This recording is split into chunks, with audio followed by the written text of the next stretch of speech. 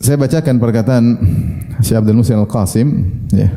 Saya bacakan saja, ya. Dia mengingatkan kepada kita semua bagaimana perjuangan orang tua ketika kita masih kecil karena kita mungkin melupakannya. Beliau hafizahullah, Syekh Abdul Muhsin Al-Qasim, imam dari Imam Masjid Nabawi, ya. Beliau berkata, ibumu yang selama 9 bulan mengandungmu dalam keadaan lemah dan semakin bertambah kelemahannya dengan kesakitan yang selalu dialaminya. Ini orang wanita mengandung kan begitu, sakit lagi, ini sakitlah, pinggang sakitlah, perut sakitlah, kepala pusing, sampai ada yang harus diimpus, makan, muntah, sakit yang berkesinambungan.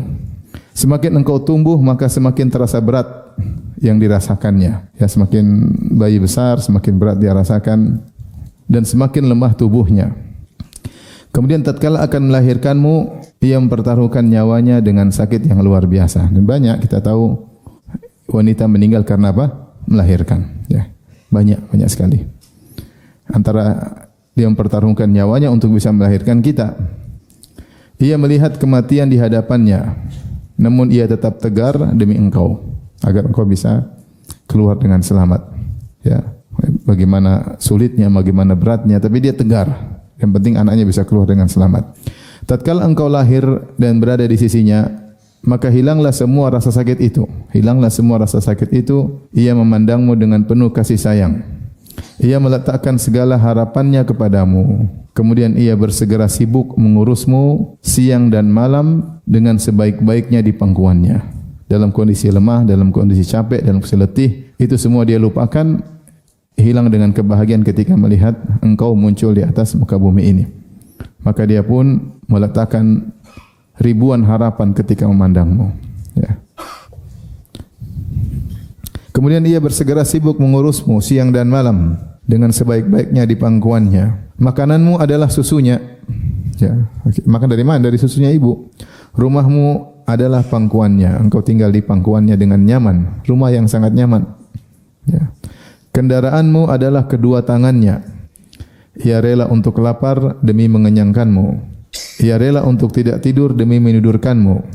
Ia mendahulukan kesenanganmu di atas kesenangannya.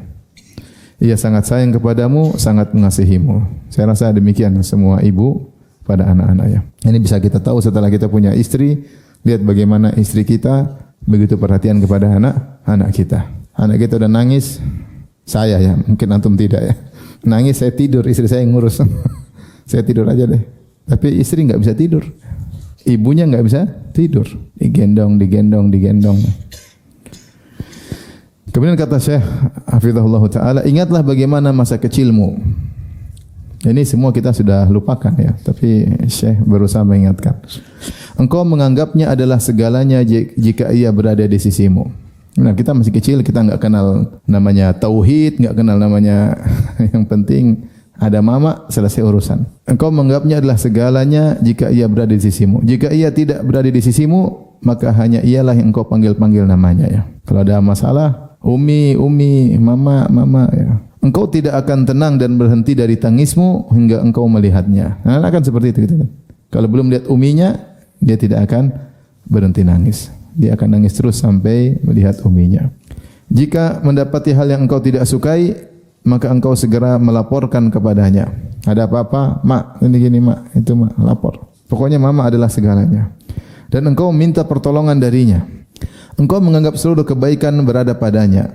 Dan engkau menyangka jika ibumu telah memelukmu di dadanya, atau jika engkau tahu bahwa ia sedang mengawasimu, maka tidak akan ada kejelekan yang bisa menimpamu. Kalau ibu sudah peluk, seluruh kebahagiaan sudah kau miliki.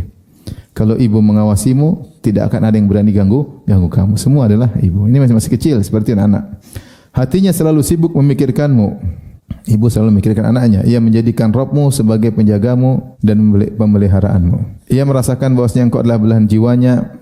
Oleh karena itu seluruh harapannya ia letakkan kepadamu dan kehidupannya adalah demi keberhasilanmu. Berarti kehidupannya demi keberhasilanmu. Jadi namanya orang tua seperti itu, dia bekerja, dia ngurus, dia tidak tidur, dia kelaparan, semua demi apa? Demi kita anaknya. Rata-rata orang tua seperti itu.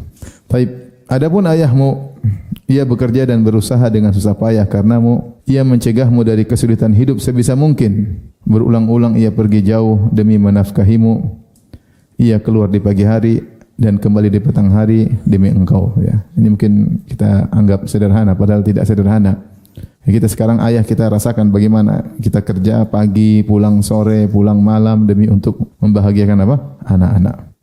Demikianlah kedua orang tua menghadapi keletihan dan susah payah demi engkau, namun kecintaan mereka kepadamu telah tertanam dalam hati mereka. Mereka berusaha semampu mereka, sekuat mereka untuk membahagiakanmu. Engkaulah penyujuk mata mereka. Engkaulah buah hati mereka. Engkaulah harapan masa depan mereka. Mereka tidak tanggung-tanggung mengeluarkan uang yang telah susah payah mereka dapatkan untuk membiayai pengobatanmu. Jika engkau sakit, mereka rela mengeluarkan uang, ya, harta mereka, ya. Jika engkau minta demi untuk menyenangkanmu, untuk sekolah kayak, untuk beli ini kayak, engkau hidup dan tumbuh di bawah naungan mereka dan bimbingan mereka. Ini sekedar ungkapan dari Syekh Abdul Muhsin Al-Qasim tentang kebaikan orang tua kepada kita yang mungkin terkadang atau sering kita lupakan ya.